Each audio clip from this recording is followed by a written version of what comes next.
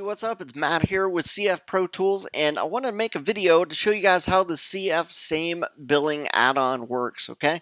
This one's real simple. It's going to make the user experience much better in some cases if you guys have a physical address, or if you have like a physical shipping address and a billing address that you need to collect for your customers. Maybe you're selling like something like a book or something, and it works like this. Say somebody needs to put in two things like this.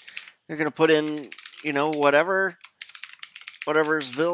and somewhere in Canada or wherever, and then maybe they'll select all this information, and they're like, hey, you know what, my billing address is the same, I don't want to fill all this out. Then they just select the checkbox here, and I'll show you how to create all this coming up, and then everything just auto populates everything down to the country, the state, province, and everything down here. Okay, that's how it works. If you guys watch down here in the next video, I will show you guys exactly how to create this. Okay, I'll see you guys in the next video.